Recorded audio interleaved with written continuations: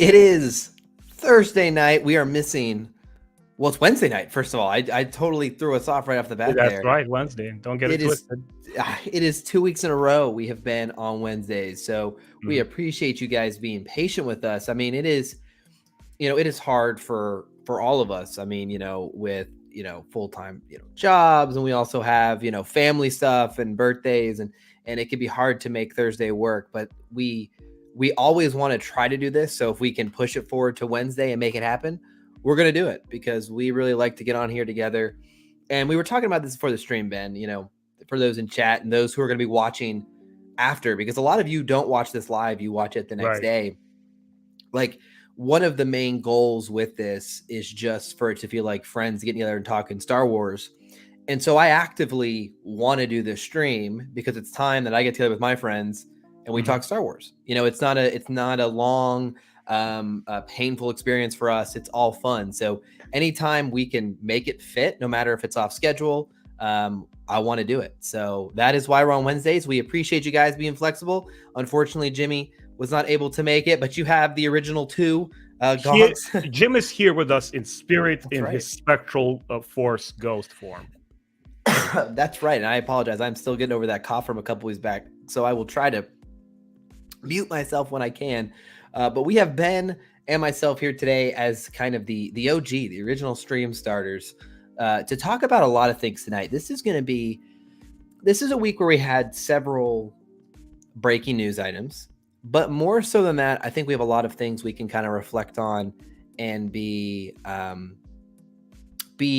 I think, appreciative of where we are in Star Wars history, right? And to kind of talk about what this means in kind of this 40, 50 year journey that we're on. For me, one of the absolute joys of the last couple years, and we've talked about it, is kind of the resurgence of the prequel. And we've talked about that. We've had an entire episode where it was a theme. And we're going to spend considerable time there tonight to get us started. But we also have some other things. We have some book news. We have a new book release we're going to talk about. We had a cover art released for another upcoming novel and another, I'll say, concept art look for Shadows of the Sith as well. So we got book news to cover. Right. And then finally, if we have time, because we're going to be about a 50-minute stream tonight because Ben does have some family get-togethers to attend, but we're going to probably talk a little bit about Tales of the Jedi, maybe just wet our palates on it so we can revisit it and start that conversation. And then we might talk a little bit about Avatar 2 as well, just because... Or just pretend that it's Star Wars. Well, anytime there's big sci-fi, we did this with Dune. You and I talked about Dune a little bit as well when it came out. I think it's always fun to kind of look at the sci-fi landscape and see where we go. I mean, it intersects, right? Dune, Avatar, Star Wars, they all intersect in our fandom. Is something that we all enjoy. We can compare, and pick our parts, find similarities, things that we love. Exactly. And I don't know if I told you this, Ben, or if I told chat this at all, but when I was sick, as you guys know, a couple weeks ago, I was down for the count, kind of sitting on the couch. I went and revisited Dune for probably my fourth watch through. Watched it, here on the couch. And man, I gotta tell you, I love that movie. I absolutely love that movie. I don't know why it's resonated with me so well. And I know it's not for everyone. Like, I get it, and I've heard the same about the book. It's not for everyone. But the movie for me is an absolute hit. Absolutely love it. So with all the Dune love out of the way, because that's traitorous, we can't talk about Dune here on a Star Wars channel. Let's start actually with Brotherhood. If you guys do not know, we had a new little story launched this week. It is, of course, we got the real, pull that up. Look at that. We got Ben with the actual cover here. Let's get close. Boomer generation with their physical books and stuff, man. It looks great. That is absolutely fantastic to see. I, of course, have it on Audible. I have to be the new school, right? We have to have the balance of new school. How far are you in? I am about, I think we talked about, I'm about 2.5 chapters in, just started my journey. I'm on the 4th chapter right now. Dune on high. I love it. Let's talk about benefit, before we get into it. Sorry, Josh, the benefit that I have that you don't is obviously. Oh man, you're right. You are absolutely correct. It's that physical interaction kind of brings that level of hype. You see the actual artwork in front of you, like, oh my God, I'm reading Star Wars, For those who don't know, I am if you haven't heard, I am an Audible kind of book consumer these days. I am predominantly listening to all of these books, on audio, and it's super helpful to help me balance with my work and my other things I have to do. I listen to them on the way to work, on the way home. It allows me to add like an hour of reading time a day that I wouldn't otherwise have. And so when this came out, I immediately pre-ordered it. It is, I think, the first Star Wars book by Mike Chen, who, if I remember correctly, I think is going to also be involved in the High Republic in some capacity as well. So this was his first kind of rodeo. I was excited to see a new author come into the fold. And of course, as you guys know, as a major prequels fan, of course, I was excited to visit the Clone Wars era. It's a slightly different timetable if we're being technical, because I believe this is technically like a little bit before the show starts, the animated series starts. So we're kind of experimenting a little bit with a new era. Read through the first couple chapters. I got to be honest with you, so far, I am really enjoying it. I am very pleasantly surprised. I feel right back in that Clone War era. There's a mild spoilers, very mild. There's a part in the opening where Mace Windu is giving kind of almost like a rally the troops speech, and I could just hear the Samuel L. Jackson in my head doing that, and it's getting me kind of excited. It's taking me back to that Attack of the Clones era, which is the 20th anniversary this year, Ben. 20 years of Attack of the Clones. But what are your thoughts, Ben, on Brotherhood so far? Ben, you have a lot of reading experience. You've read a lot of Legends and canon in the Clone Wars era. What have you thought about the first couple chapters? So I have not read the recent anthologies of short stories as far as canon is concerned. So I knew that Mike Chen was already involved, but not to the capacity of writing full books. This is his very first large project with Star Wars. And the first couple of chapters immediately, it gave me these feels of going back to the early 2000s Clone era novels. Yeah. Something that, to me, not many of you guys may know this, but as far as all of Star Wars is concerned, books are my primary media. Then movies, then comics, then everything else. To me, it's novels. If the novels are good, I'm happy. And the prequel era books, Labyrinth of Evil, Cloak of Deception, Dark Rendezvous, Shatterpoint, all of those books represented the very best of the story that George was trying to tell in prequels. Because why? It was mature, it was nuanced, it was layered. You extracted the characters from the films, like Mace Windu, who, granted, didn't get that much of a bigger role. It was only expanded in animation. Sure. But you get those movie characters in the books become alive. And this, 4 chapters in, it feels like that. It's, once again, I feel like it hasn't skipped a beat, even though we are from Legends carrying on to the canon right now. The spirit of Star Wars is there. The technique is there. The quality of writing is just off the charts, man. I'm reading it. I'm like, you know what? I think the rest of the book is going to be already awesome. I'm sort of making up my mind as I read because it's so good. Well, and that's, there are books, and we've all read books that do take a while to get going, right? To really draw you in. So there's no doubt that the start of a book does not necessarily indicate the finish. But to me, if the first couple chapters of a book immediately get me hooked, that's a credit to the author, right? The author is setting the tempo. They're engaging me right off the bat in very few amount of pages, and so massive credit to them. And I'm excited to keep going. What I love about the cover and the vibe of the book together is it's going to be a major theme tonight, right? It's prequels, right? It feels very prequels. It feels honoring to that era, an era that we all love in various different ways, right? And we've talked about that. Whether you love the Clone Wars, whether you love the movies, whether you love it all, you love the books, this feels right, kind of at home in that spot. And you guys might recall when this book was announced,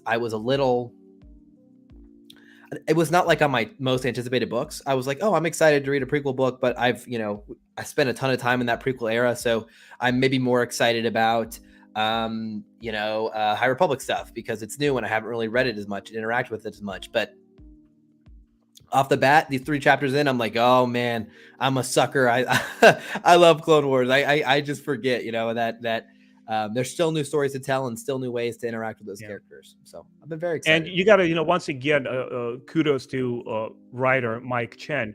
It's the most important part of any novel is the first chapter, and specifically first page, because it already sets the tone and just gives us that kind of detail of the author's understanding of these characters. I'm telling you guys, I'm just 3 chapters in. I'm like, oh, he knows Anakin inside out. He knows Kenobi. They feel like they're living, breathing film counterparts. That's so crucial. That's a great point, Ben. What I really like, and I'm going to respond to this comment here by GFet in a second. What I really like in the early chapters with Anakin, and again, very, very, very mild spoilers. This is it's like a 12-hour audiobook, and so I'm talking within the first 30 minutes. So very mild spoilers. There's some inner dialogue Anakin has about taking on a Padawan, and I think that's very interesting to kind of explore. Right, we see how that plays out, but to kind of hear that inner thought, I really enjoyed, and also I really liked how they kind of addressed how the Jedi were changing to fit wartime. That was something they talked about in the beginning. I was like, oh, I love this. Like, this is so cool. Nuance. Like, yes, exactly. Let's flesh this out a little bit. So those things right off the bat really hooked me in. If you're on the fence, obviously you can wait and check out some of our reviews. And I'm sure some of the bigger channels already had them out. But I would tell you from my first, couple hours in this book, I'm very excited. I'm very interested. And so far, I'm loving it. So that's kind of my early impressions. Yeah. But in regards to this comment, I want to kind of maybe go somewhere here with GFet's comment here about he's reading the Kenobi book and it's well written, but I do find myself having to like push through. And this has happened to me as well with books that are objectively good, like books I love, but I'm not in that right mindset or I'm too busy and I just can't, really stay focused on it. So I want to ask you, Ben, what do you do when there's a book you're reading, you're having trouble kind of staying focused on it? What's your tip? Do you put it down and come back later? Do you push through? Do you have any sort of secrets? Because you've read a lot of Star Wars books in your time, so I'm sure you've dealt with this before. So before, I would consistently push through the book and finish it because I just want to get it out of the way and move to something new. And honestly, there was only 1 or maybe 2 books. I knew Dawn was one book that I had to put down. I wasn't enjoying it at all. I was glad that I finished it, but I just ended up not liking it. But I'm like, you know what? I have it under my belt. If it's Star Wars, I want to be filled in on the story. I read it. Okay, kudos. One book I still haven't finished to this day is James Luceno's Darth Plagueis. And I love James Luceno. I love his take on Star Wars. But that book just, you know what it is? Sometimes the writing is exceptional. Sometimes everything is solid as far as the professional knowing his craft. Author knowing how to write, but the ideas just don't jive with it. We're not discussing math here. It's not 2 + 2 = 4. We all have different interpretations and takes of it, including the writers themselves. They're putting a spin on something that George created. So sometimes it just doesn't work. You know what I do? Now I just put the book down. I'm like, you know what? You're not feeling it. Why hate yourself for doing it? Why hate the author? Why blame everybody or anyone? Just put it aside, focus on something else. I go to a different franchise that I read. I like that. I've done something. So as you guys know, and I'm going to talk about the Blue Pigs comment here in a second. I'm reading the Wheel of Time series right now. If you like the show, the book series is infinitely better. And if you didn't like the show, the book is much better. So I still recommend the book. So I'm on book 5 and these are about 30-hour books each, Ben. These are long commitments. And sometimes I'll just take a couple week pause and then I'll go back a few chapters, catch myself back up with where the characters are and restart. And sometimes just that hiatus helps me kind of get re-excited to read it. Sometimes you can binge read where you're just reading and reading and reading that you need a little bit of a break. The Blue Pig talks about he started the Heir to the Empire trilogy. He's not loving it so far. And first of all, I have never, everyone knows here, I'm not afraid to admit it. I've never read Heir to the Empire trilogy. I'm not, it's on my to-do list, but it was never something I read back in the day. But what I do want to highlight here is A, that's okay. And B, you'll hear people in the fandom talk about, Legends, like they've ruined Legends and Legend, when I'm not sure that, Legends is, every part of Legends is universally loved, right? Sometimes I think we've kind of propped up Heir to the Empire because it has a lot of, Timothy Zahn is a beloved author in the community. I've heard he's a great guy just to interact with. And so, everyone loves Thrawn. And so anytime he's involved, people kind of are hyped up. But it's just a reminder that even the legend stuff, which a ton of fans like, won't always work for everyone too, right? It's not just the movies or the shows. It's all subjective here a little bit, right? Yeah, Blue, look, here's a hot take. It's a book series that is revered, the trilogy by Tim Zahn, right? The original Thrawn trilogy. And I'm the first guy to jump on the line and say, like, hey, you want to read Star Wars? And just shove it down your throat because I love it so much. But even originally when I read it, I'm not going to pretend I loved everything about it. I didn't like the conclusion to that trilogy. But you know what? I'm the type of reader or gamer that when I get to the end, it doesn't ruin the experience for me. It just did not like the ending to it. That's it. Big deal. You know, it's the thing is today people are always talking or dealing in absolutes, to quote Star Wars. It's like you either love everything or you hate everything. Where's the nuance? Where's the real conversation? Look, I like this part here. This worked. I didn't like it. Attack of the Clones film, I loved a great deal more than The Phantom Menace. Some parts didn't work for me. This part I really liked. You know, you can always make up your mind about certain things. You don't have to have ruined the entire experience for you. Yeah. And Blue Pig, you make another good point here. I'm just going to keep pulling these up here, which is it did have a big legacy, right? Heir to the Empire has been hyped up a lot in the community. So it's hard to sometimes match that. I think projects always have an advantage when they're low key, when they're under the radar a little bit and you are surprised. Oh my gosh. So I think this is a great point here as well. But you know, back to the original point, Brotherhood, so far so good. But just like, you know, Blue Pig and Heir to the Empire might not be for you, but so far I'm digging it. I'm excited to keep reading it. And it's fun to be back in the prequel era, especially because we have Kenobi, which we're going to be talking about here very soon. And there was some prequel love that I'm very excited to talk about.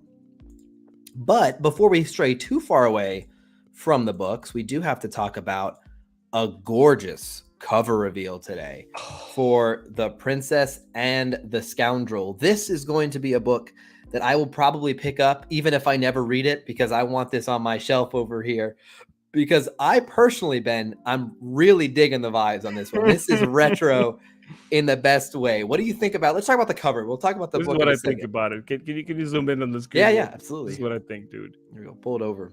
Look. Yeah. If you're not seeing the connection there, guys, this is one of the best Star Wars Legends books, in my humble opinion, ever written. If you never imagined like Han Solo being the real scoundrel, like, oh, they just call him scoundrel. He's not a real scoundrel. Wait till you read this book. And Leia, if you're a Leia fan and you just want to see how raw and badass of a princess she is, man, you read this book. And looking at what we have here on screen, guys, the early Bantam era feel is just hard to ignore. It's so intentional. It is done with so much care and love. It's just, this book is speaking to my 90s versions of myself. It says, Ben, you need to pick up this Bantam book. You missed one in your collection. Go grab it. You know what I like about it? Besides, to your point, the art style, the vibe. I for some reason, the font is vibing with me. Like the way they did the curl on the R, I like it. I don't know. I was just like, it pulls me in, man. I love it. And I see, you know, it might just be, it's all preference, right? This is a style preference that I like. But for me, like, I think it's cool. I love it. It's got a cool vibe. Now, I will tell you, as far as the actual book's plot, I'm not, you know, I'm a little wary. I will check it out like I am with Brotherhood. The plot is set after the events of Return of the Jedi. It's going to feature the wedding of Han and Leia, a well-deserved moment of joy after years of fighting. But when they embark on their honeymoon aboard the luxury Halcyon Star Cruiser, they find a battle with the Empire. It could be absolutely fantastic. I don't love the product placement. You guys know I am a super positive Star Wars guy.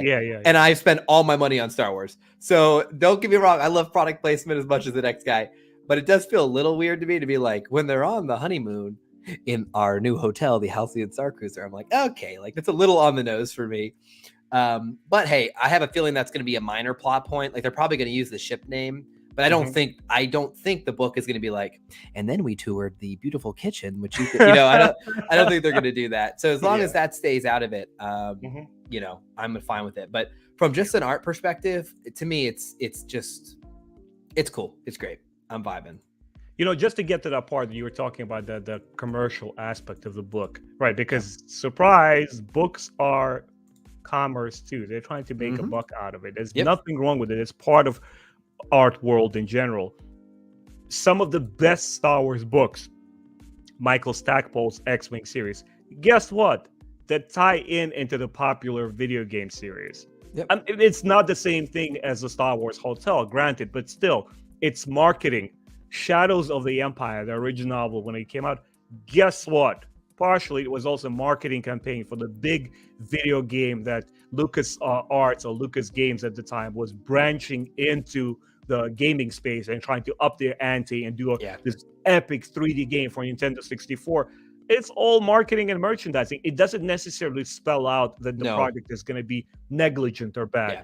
Nope.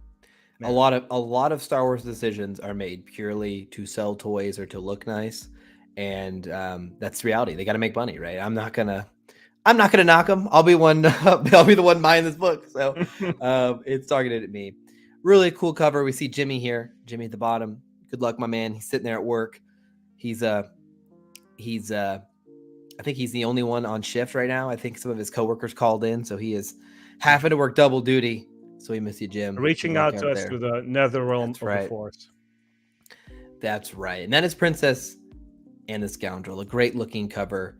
Yeah, excited. Indeed. Very excited. One more book topic before we break into the prequel era, which we're going to talk about probably quite a bit. And specifically some of the press tour that has started for Kenobi. Yeah. This was some official art. I don't know if you consider this concept art or what they really are calling this for Shadow of the Sith, excuse me, which is the new book with Lando and Luke that takes place after Return of the Jedi. And we have a new Sith character who has entered the space. It looks like she's manipulating. It looks like red kyber crystals to me, honestly. And of course, we have a red lightsaber, long nails, skull mask, very feminine vibes. I noticed these arm wrappings, which almost reminds me of Asajj Ventress a little bit. And anyway, they did not reveal anything about this character, but it's a mysterious Sith who is, involved in this, the main plot.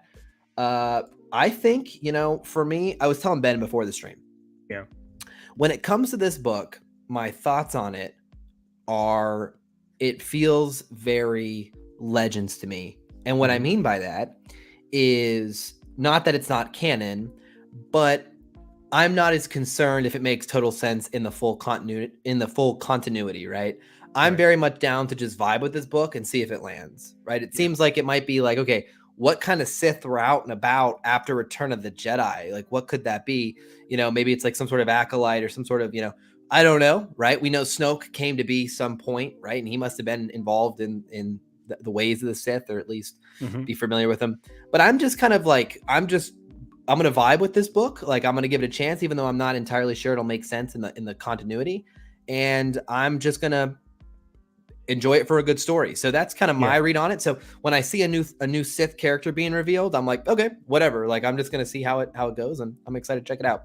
But what about you, Ben? What do you think about our new mysterious Femme Fatale? So before we started recording, you went and you had to do something, and I was reading a little bit of that excerpt specifically dealing with this character here. Okay. I'm a little on the fence. Like, I'm excited for it. I love that little mystique that's going about this character. We don't know who that is. There's a mask, obviously, not a typical thing for a Sith Lord. They do sport helmets, but not necessarily like a traditional tribal mask. So that's kind of interesting. Yep. I'm on the fence. I have this conflicted feeling about sequel era novels that specifically will obviously, without a shadow of a doubt, tackle the legacy cast, Luke, Leia, and Han. Yeah, I'm a little bit oversaturated on the Skywalkers and Luke's story.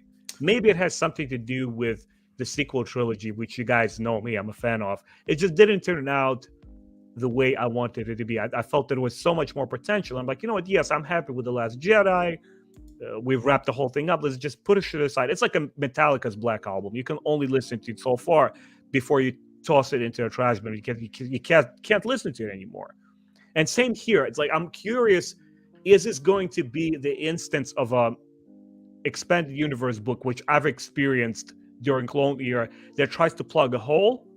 Or is it something that has a life of its own, a pulse and energy to it, and a story that doesn't depend on the sequels as a crutch to say, oh, by the way, you know what happened in this short timestamp where Luke did this and that. Well, can I explain it to you? I don't like that premise. Yeah. I like the premise of the books where we're taking your beloved character, we're putting him in an entire new environment and a conflict that reveals something new about this character. In that instance, I'll buy it. I'll obviously I'll purchase this book and I read it, but I'm sort of cautious.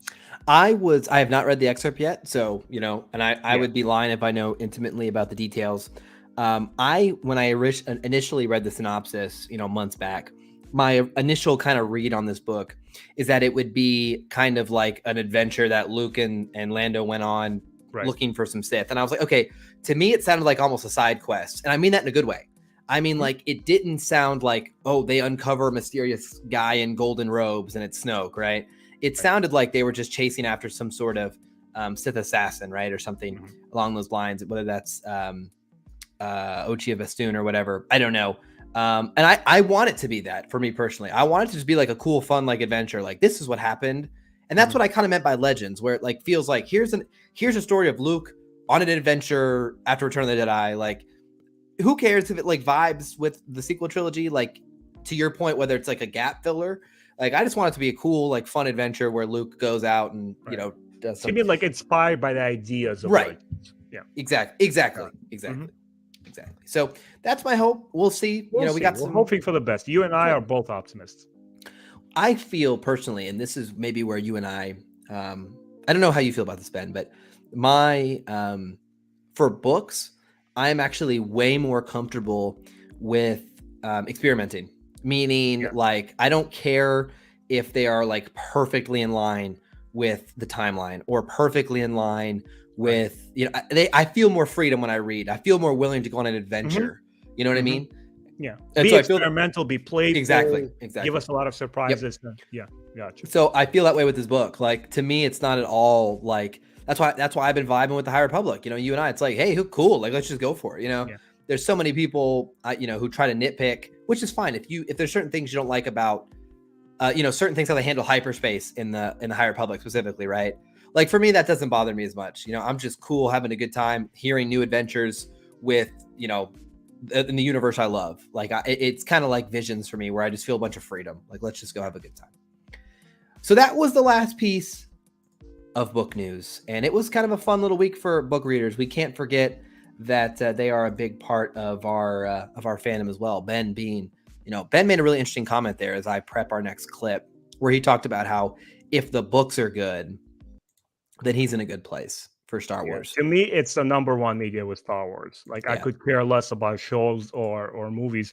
The books got to be the strongest. One of my closest friends, William, that we used to like watch all these movies together, he's like, Ben, are you crazy? Star Wars is movies. Like, yeah, I get it. I grew up with the movies. But to me, because once again, coming back to the beauty of the prequel era books, nothing gives you as much insight and connection to this universe. I totally, I think that perspective is fascinating because, as you guys know, I am a recent Star Wars book convert. I was all about movies and shows until the last year and a half, where I started, reading, obviously through the High Republic, now through, Brotherhood, also started Vector Prime, right? About halfway through. So I have now expanded my horizon, but always cool to hear someone else's perspective. Okay, guys, I don't know what this is, by the way. Yeah, so let me lay the groundwork here a little bit for folks, and I'm going to ask all of you in chat to. My chat bar is a little weird right now, so if I miss the comment, let me know. But I'm going to play this clip, and you guys have to let me know in chat whether you can hear it or I need to turn the volume up or down, and we will react accordingly. But they have started the Kenobi press tour, okay? And of course, who you don't see on the left side of the screen, she's cut off because it's filmed on a cell phone, is Deborah Chow, the director. Right. And she's here with the three leading actors they're promoting for the show, which is going to be Ewan McGregor, Hayden Christensen, and the new Inquisitor, whose actress name I'm not don't know off the top of my head. But they were, doing their little press tour start. And in this clip, for some context, Ewan McGregor is getting asked by a younger reporter, probably my age, we're going to guess, in his mid to late, somewhere in his mid to late 20s, maybe early 30s, mid 30s. And they're talking about, what it means to be back in the prequels, like, or what did the prequels mean to you? What does it mean to be back in Star Wars? And I really loved to hear Ewan and Hayden's kind of response to how they feel now, being back in Star Wars. And so I'm going to play this clip. It's about 2 minutes long. So I'm going to let it play through, and then we will kind of react to it here. Let me go ahead and start it. Let's make sure folks in chat, I'm going to turn it up a little bit, make sure everyone can hear it. I'm not going to talk over it and let it play through. Ben, you make sure you can hear it as well, and we'll get rolling. Because I guess you were a kid when our films came out. Was, yeah. You're right. So we sort of made them for you, and it was an odd experience to make those movies. Like Moses says, like when you step into this world, it's a big deal. It's like scary, and then those films were critically not liked very much, or they weren't written very nicely about, by the critics. But what we didn't hear at the time was people your age, that your generation. We now meet those people now who really love our films, Yeah. But it's taken us 50 years to hear that, and it's so nice. It's really nice. It's changed my outlook on my relationship with Star Wars. It's different because of that, I think. Because we put heart and soul into them, and they were difficult to make because they were all the second one, the third one. There was so much green screen and blue screen because George was pushing into this new realm that he had designed. That he was responsible for ILM, and he wanted to max out that technology. But that meant for us that we were very much on blue screens and green screens, and it was hard work. And to do that and be passionate about it, and then for the films not to be very well received was really tough. So it's really lovely to have this new relationship with them now. And I'm glad that, and watching them again, I hadn't seen them since they came out, what in preparation for this show, to watch them again was really cool. I like them, I like them. Our episode 3 is really good. It's a really good movie. And It's a phenomenal film. Yeah. It's non-stop action. Yeah. That's the high ground. I had the high ground. Yeah. Not anymore. Not anymore, maybe. On the picture? No, I'm still looking at it. Checking on the two. But I would like $1 for every time someone's told me I had the high ground. And there is the clip, and obviously there at the end there's It's lovely. Exactly, like, so if you guys, if you missed the beginning of the clip or you've been in and out, just to basically recap, what Ewan said was like, when he's talking to the younger reporter and he's like, hey, I assume you were a kid when these came out, and the reporter said, yes, I was. He's like, well, we really made that movie for you, right? And when it came out, not a lot of nice things were written about it by critics, right? This is before the internet was big, so people were still writing in papers and stuff, but they thought, but it wasn't, a lot of people wrote really mean things about it. And it isn't until now, like, we didn't get to hear what you felt about the movie. You as a child, right? And it took, he said in here, it took about 15 years that now we get to hear, like, what you guys thought and what, it meant to you. And it's something we talk about a lot on here, right? Like, that is true. And I saw some people in chat say, like, this will probably happen to the sequel actors one day, and it probably will. There will be people who like, oh, I grew up on those movies. Like, I love Joe's movies, right? And one thing he says there as well, which I like to highlight, and most of us know this, but it's like what George Lucas tried to do in the prequels was basically create and use the latest and greatest technology, right? Which the actors talk about here being a challenge. It was hard to, act all on a blue screen, on a green screen. And so, like, they spent a lot of time making those movies, and for them to, get ripped the way they did was really sad for the whole cast. Like, he made a comment about it. Now that I get to hear all this love, 15 years later, it's changed my relationship with Star Wars. Meaning he was not in Star Wars to look back on it fondly, right? He wasn't. But now that he's finally getting to hear that it meant something to people, that they cared, that he, it's changed his whole perspective. I just thought that clip was awesome. Like, I think that is super cool to hear because I am that person he's talking to, right? He's talking to me. And I feel it. Yeah. I feel it from my perspective too, because my younger brother was 12 years old when he went to see it. He's 34 years old.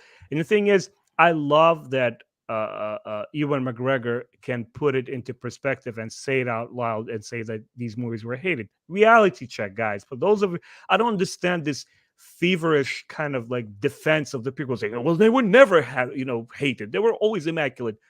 You don't have to tell me. I lived through it. Okay. I was an adult when these movies were coming out. And it didn't feel good when others talked bad about it. It didn't feel good not liking something.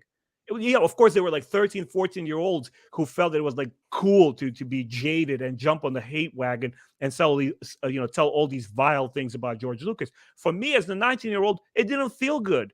I didn't want to hear any of that nonsense. Like, leave these actors alone. I felt that, Hayden Christensen was so charismatic, so lovable. He looked so much like Luke's father. And I wanted those movies to be good. And when I saw that Kenobi trailer and you hear the prequel music, it punches you in the gut. I'm telling you, you're looking at this stuff. I nearly teared up. I never do this. I'm like, oh my God, he's hitting some powerful stuff here. Hopefully, I'm praying to the gods of Star Wars. It's that trailer encompasses what this entire show will be about. Connecting our hearts back with Star Wars. And what I will tell you, excuse me, is I love that when they're talking, it's like, I rewatched them to prep for this. I hadn't seen him since they came out, right? He didn't even just want to see him, right? He's like, I'm done with those. He's like, I like him, like, I like those. I'm cool with them. And I love that, he's like, he specifically called it Revenge of the Sith, which is my favorite. It's my favorite Star Wars movie. It's not close. It's my favorite. And I like that Hayden Christensen, like, couldn't help himself but jump in and be like, it's a great film, like, I love that film, and I like that they like it now. Like, they have, especially Hayden, right, who didn't really have a career after Star Wars. Right. Ewan did, right? He acted in many other projects, had a predominant role, but that was kind of Hayden's peak. And, he was often the one who received probably, I would say, most of the criticism as far as the acting is concerned. Yeah. And so to hear him, his robot acting, he's not a real actor. I'm like, enough with this. Just shut up, man. So to see him sitting here, like, smiling and like, it's a great film, like, he's kind of like, he's confident in saying that, like, I love that. Ask you a question, maybe John. Smile. Are you aware of, or have you watched the documentary film called The People versus George Lucas? No, I have not seen it. So see, it's a film that is well remembered by our generation who were watching prequels, and I don't understand why it's not being discussed, especially among the prequel fans. Well, I guess because they kind of, the moment I mentioned it, I hear a lot of vitriol and people literally attack me. Well, it's just done by a bunch of haters, and if you support the movie, you're a hater too. Like, like people are just talking about extreme cases. Nobody's willing to sit down and talk nuance. But what that film does is, along with a lot of toxicity there was at the time, which it openly reveals and talks about, if you understand what this documentary is about. But along with it, it also gave a platform, a voice, before social media, before YouTube, an entire generation of filmmakers and professional critics and fans who grew up with Star Wars, who didn't want to dislike anything about Star Wars. They talk about what's wrong with this movie. Francis Ford Coppola, one of George Lucas's closest friends and allies, the things that he has to say about George and his frame of mind when he was making these movies, I just feel it's so invaluable. And it's so weird to me why the documentary is like swept under the rug. And the moment, when you mention it to prequel fans, it's like, oh, you spoke heresy. No, if you understand the gist of it, yes, it's showing you part of the toxic fan. Like, when you watch the beginning 15 minutes of the documentary, I can't sit through it because it reminds me of all of that agitation and angst that fans had. I'm like, just shut up. What are you saying? And people were, trust me, a lot more toxic back then. And now it's like, the generations cross, and the same thing is repeating over and over with sequels. And I'm like, guys, haven't you learned anything? Look at this documentary. It's weird. Maybe you and I should have a breakdown of it, sit down and watch it, analyze it, and shed some light on it. I feel it's very important. I have not seen it. I absolutely am willing and excited to watch it. I love making of behind the scenes reflection stuff, so I am all about that. And it culminates in this little trailer that we just see, where like, oh my God, it's coming full circle, and now this generation grew up with it, and they're celebrating these movies. Let me tell you one other fun thing on that clip that I didn't get to mention before we got started there. This is fun. People are going to get a laugh out of this. Notice this is Hayden Christensen's outfit. You guys see that? Come on, that's major Vader vibes, right? Dude, I was We got looking the at black, his pants the the black entire picture. ribbed. He's got the like Yeah. black ribbed undersuit on the jacket. Like he And he's looking on his 100% pants. I'm like, what's I going on with forgot. those like Wide legged big pants. ass Yeah. wide pants? Like, I don't understand that fact. He's got to look like the Sith Lord. He's got Yeah, big he's black channeling boots Vader, on. 100%. 100%. He looks so good, man. Like so does. shaped up. He does. He looks really good, and it's Yeah, exciting man. to see. I'm happy for him. You know, I think there's one thing I got to say, and one thing I love about this Kenobi show coming out, and the fact that regardless, I say this, I know it might kind of be disagreed with, but it's kind of where I am at this point, which is I have a strong feeling that the show will have mixed response because everything does in Star Wars these days. Yeah. And there is an active, there are people who will not like it in good faith. Like I didn't like the new Doctor Strange. I am not afraid. Like I love Sam Raimi. I think he's an awesome director. A lot of people, love that movie. I saw Doctor Strange over the week. I didn't like it. Not for me. Not my cup of tea. Not for the reason I hear a lot of people say. It's just I felt like the story and the character motivation was extremely weak. Like I didn't feel any sort of engagement with the plot on screen. I thought the directing and the action sequences were fun. There's some cool horror elements, but for me, I didn't like it. So there's people who won't like Kenobi in good faith, right? The way I don't like Doctor Strange. But there are people out there who actively are colder to Star Wars and try to find any sort of micro flaw. So my expectation for Kenobi is it will be mixed. I do. I think it will be mixed. But see, my worry is different. Well, one second, real quick. Yeah, let me finish mine, and then you'll jump. No, it's okay. Then you could jump in. The one thing I like about it is regardless of how the content turns out and whether I hate it, maybe I'll hate it. You know, oh, this show's terrible. I like that we had this kind of moment for those actors to get the spotlight and the love a little bit again and feel some of that and know it's out there. Yeah. So even if they experience backlash again, maybe the show, everyone hates the show and they get it again, they got to hear those voices break through. They got to hear that people interview them and be like, hey, I loved your movies and those meant a lot to me growing up. That's like one, I think, perk about this whole situation, regardless of how the show turns out, that makes me happy. So that's just my kind of thought. But go ahead, Ben, your thoughts on the show. Yeah, it's kind of like to continue your line of thinking is, it's I love all the energy surrounding it, but to come down back to earth a little bit. Yeah. We're honestly, at the end of the day, we're all here to sit and watch a movie that we all want to like, right? Yeah. My worry is completely different. My personal worry is a lot more egotistical. I couldn't care less what the rest of the fandom thinks. For me, it's important what I think about it, right? I don't want another outing that is a corporate product that plays a little bit on nostalgia, plays a little bit of cameos and this and that. Basically, how I would summarize the live action shows up to date. That's what I consider all of them. They're very contrived. They don't have the energy or the spirit of innovative filmmaking. It doesn't push forward like let's go this uncharted course and surprise Star Wars fans with where we're going with this way. It is so safe, and it's Sylvester Stallone had a recent interview, and they were asking him if Rocky movies or Rambo movies would be able to be made today, and he said absolutely not.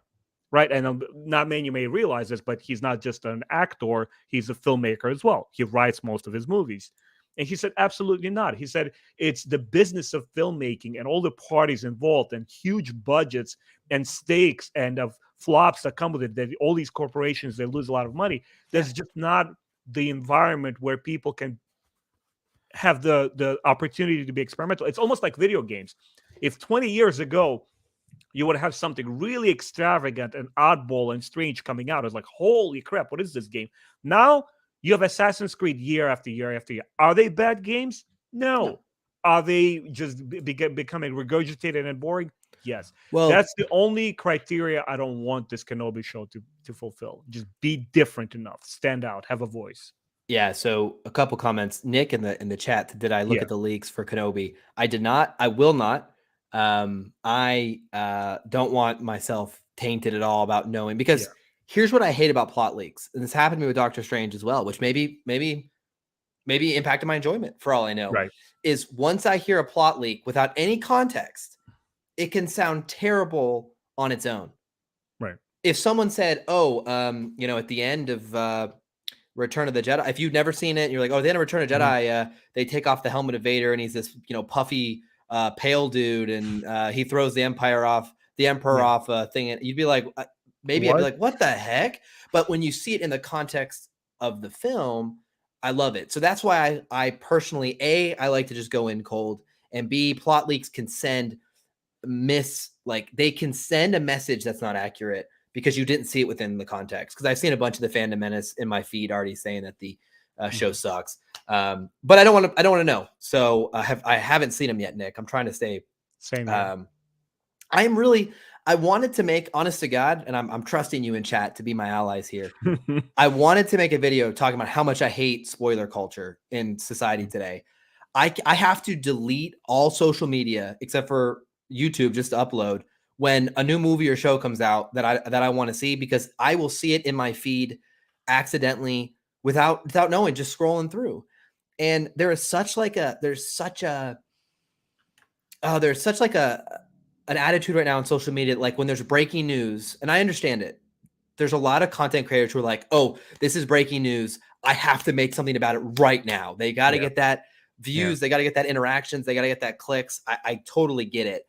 But like, not everyone can see the movie, you know, Thursday at night. I saw it Thursday night, but not everyone can. Not everyone can. It's just like, I hate that, like, the minute Doctor Strange was screened to critics, I had a bunch of spoilers in my feed the next day on Tuesday morning. I wasn't looking for them, just in my feed.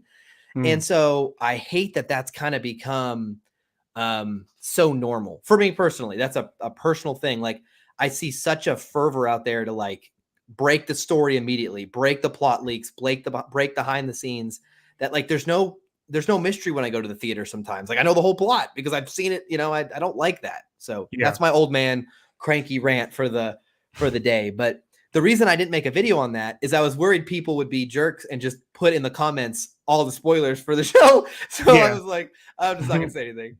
I'm not going to say anything about that. I don't want to. Yeah, know. that's it's just a good a personal choice. You thing. opted out. Yeah, it's just a personal thing. I don't like to know. Now, if it's if it's something, it doesn't necessarily ruin the movie, but I hear a plot isolated from the whole show, and I might start forming opinions before I've ever even seen the product, and I don't think that's good for me. It's not. I don't like having a preconceived notion the minute I walk into a theater. Oh, I heard Superman's gonna die. Oh, it's gonna be stupid, and then I'm already in that bad mindset before I even turn it on, So anyway, that's just my opinion on spoilers. Yeah. I will tell you one thing, Ben. You made a point there I wanted to jump on about Hollywood and playing it safe. There was a movie that came out very recently called The Northman. Extremely well reviewed. I'm interested in it. I want to see it. I plan to see it this weekend, and I'm about to kind of call myself out here, because that movie is extremely well reviewed by critics. A lot of people I personally trust say it's really, really good. It's made no money at the box office, like none. Meanwhile, Doctor Strange in 1 week has made over $500 million. Yeah. And I saw Doctor Strange, still haven't seen The Northman, right? So I'm part of the problem. But that's where we live. And to your point, Ben, it's a lot safer to go make $1 billion and keep it safe than to make an art house, like a more artsy, really gritty, great film, right, that no one sees. And that's the whole story. That's where we're at. It's the whole story of Star Wars, right? This is where George Lucas started to being this maverick with A New Hope. And then remember how in one of the documentaries he talks about, I just couldn't get a full grasp on it, and I became this industrial corporate machine that I fought against. I became Darth Vader in a sense. Do you remember that? Yeah. Right. So it's really strange how you start from a creative place and innovative and fresh and pushing the industry forward, and then it just gets bloated. And I think partially it is us fans, because we constantly keep asking for more, and it has to be this particular way. It's the way. Even I'm not exempt from it. I'm I'm part of the problem. Trilogy fan, right? And from all the consequent Star Wars movies, it needs to be in line with that, because apparently I, as a fan, know something about Star Wars that George Lucas didn't. We all can be blamed for that. Yes. Yeah. I will tell you another thing. I saw Everything Everywhere All at Once, which is a very indie-ish film. Right. I went in totally cold. I didn't watch a trailer for that movie. I didn't say anything. That movie is Ben, I think you'd love that movie. I think if you can find it like a cheap theater now, you will absolutely dig it. Don't watch a trailer. Go in cold, just like I did. Go in cold, and I think you'll have a great time with it. What is it called again? Everything, Everywhere, All at Once. Okay. So just my personal little recommendation there. Yep. It is a mature movie, so for you folks out there, it is rated R. If you're old enough, wait until you're a little older to check that out. There is some mature themes. Same with Northman, also a graphic. Yeah, Northman is, dude, Russian culture and Viking culture, Scandinavians have a lot of crossings and interaction. Basically, our, pre-Christian culture is based on there. So there's so many similarities there. Like the moment I saw the trailer, like, I'm seeing that one. Yeah. Well, I know we are coming up here at the 50-minute mark, and Ben's going to have to drop here soon. So to maybe hone in on what we talked about tonight, that I think meant a lot to me. If you guys were a little bit late, I will probably put up a standalone video tomorrow, but watch the stream once it's done. Go about midway through. We watch a clip with Hayden Christensen and Ewan McGregor talking about what Star Wars has meant to them being back in. And it was really heartwarming for me to see that, again, like I said, regardless of the content of this, I like that they at least have this kind of period to hear from some of the fans who grew up on the movies. Like, hey, we loved your stuff. Like, you might have gotten, it might not have been your proudest moment as an actor or whatever, but it meant a lot to some of us. And that would make me feel better. If I was an actor who put a lot of time into something and, 100 people hated it, but there was like those 5 kids who were like, man, I love that. That's got to make you feel a little bit better. And so I hope that's helped them kind of recuperate from the kind of evilness of the how we can be as fans. We can be tough. We can definitely be tough on our actors and things like that. Yeah. So heartwarming for me. Anything, Ben, you wanted to say before you have to step away for some family parties tonight? I do. Look, I think, and guys, I don't mean to say it to sound very cheerous, like I'm some kind of a special fan. I mean this from the bottom of my heart. Just watching this little snippet with you, Josh, and knowing what it means to you. I just want to say this for the last, it's being a true fan, being an honest fan is sticking with your team even when it's losing. And I despise fandom who 2014 were hating on George Lucas and prequels, and when these sequels started coming out, they don't like it. They drop everything there and they run back home and start supporting the other teams. Like, these like surface level maggots, like they're not real fans. Like, you either a fan all your life and you rock the hat, the cap, you got the jersey, you in there.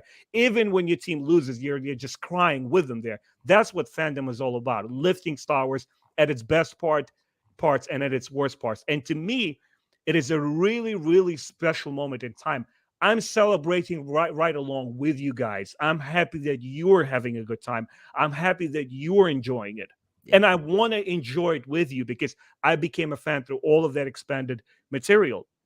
And I think, once again, I can't stress enough, reiterate that, okay, we the sequel trilogy was kind of like, it misfired.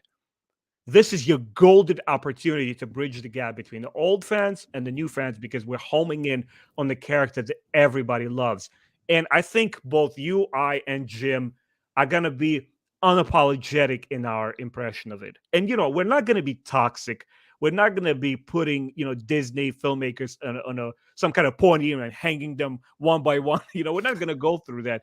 But we will be honest. If this was a job well done, it was done with love and care, or if it was something that's like, Disney needs more, money, let's do this.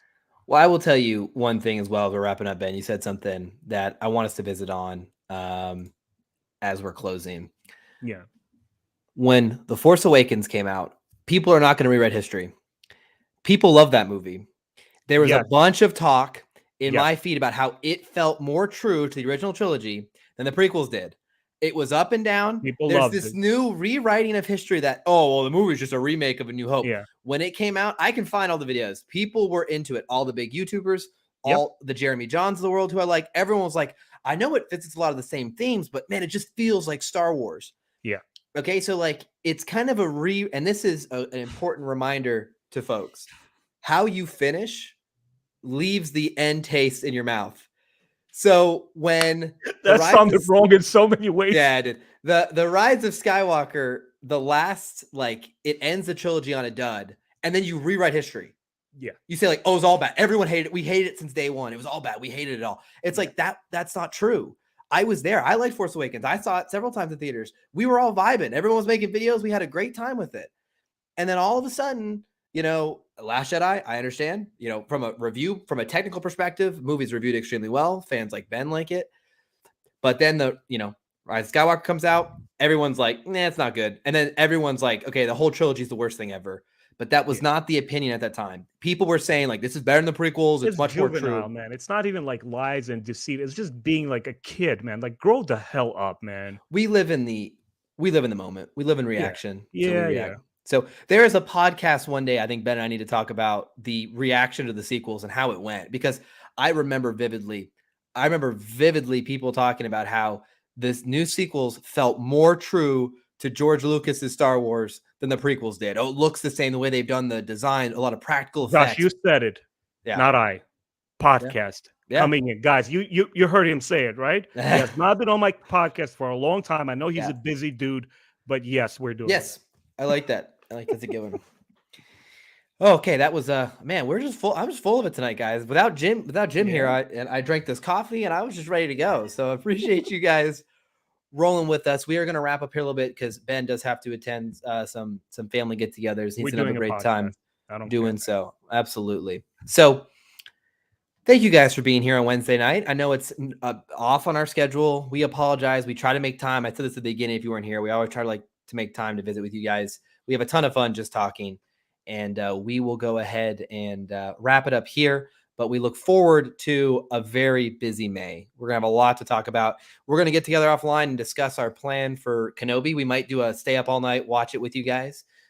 We will let you know. But until then, we appreciate it, guys. It was a lot of fun. I had a good time talking about everything. And we will see you all again very soon. Thanks, guys.